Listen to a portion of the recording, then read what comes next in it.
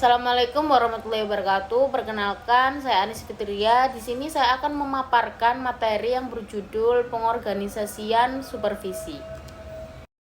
Pembahasan pertama adalah struktur organisasi supervisi. Struktur supervisi terdiri dari 4 tingkat, yaitu pusat, provinsi, kabupaten atau kota, dan sekolah atau madrasah. Di tingkat pusat, Kementerian Pendidikan dan Kemenak menetapkan kebijakan dan standar nasional.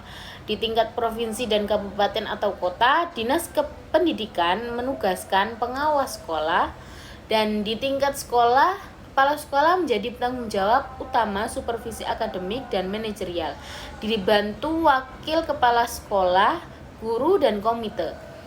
Pembahasan yang kedua ada tugas dan tanggung jawab pengawas. Pengawas berperan sebagai pembina, penilai, dan mediator. Supervisi akademik membina guru dalam perangkat ajar, mengobservasi pembelajaran, dan memberi umpan balik. Sedangkan supervisi manajerial membina kepala sekolah terkait administrasi, sarana prasarana, keuangan, dan budaya kerja.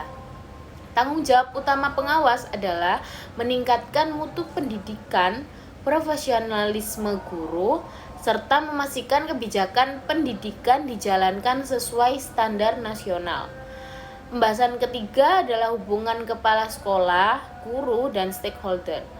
Hubungan kolaboratif dan komunikatif antara kepala sekolah, guru, dan stakeholder dalam kurung orang tua, komite, dan masyarakat penting untuk keberhasilan supervisi.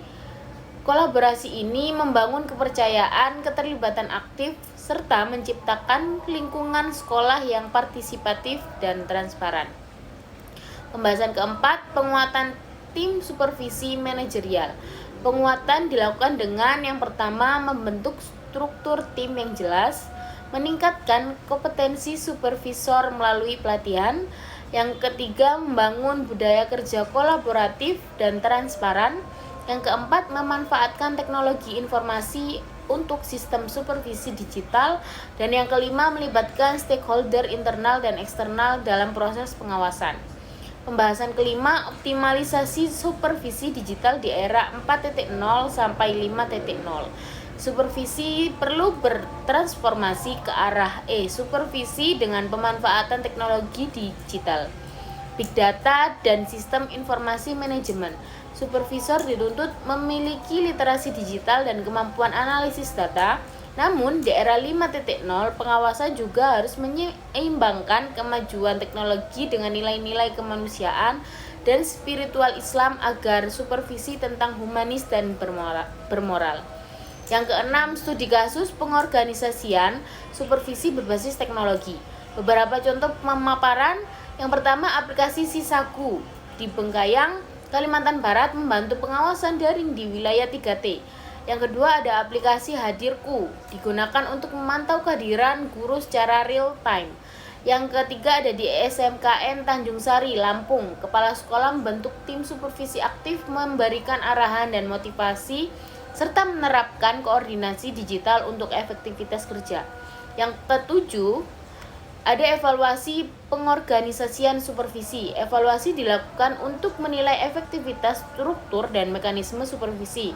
Langkahnya meliputi yang pertama, merumuskan tujuan evaluasi, menyeleksi dan menyusun alat evaluasi, observasi, angket, dan wawancara. Yang ketiga, menganalisis hasil dan menyusun kesimpulan objektif. Yang keempat, melakukan tindak lanjut pelatihan, perbaikan sistem, peningkatan kolaborasi. Evaluasi berfungsi memastikan bahwa supervisi benar-benar meningkatkan profesionalisme guru dan mutu pendidikan, bukan sekedar formalitas administratif.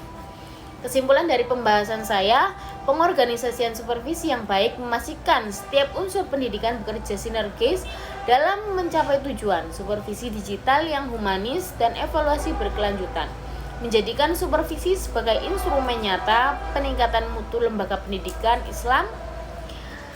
Sekian pembahasan dari saya. Selebihnya mohon maaf dan terima kasih. Wassalamualaikum warahmatullahi wabarakatuh.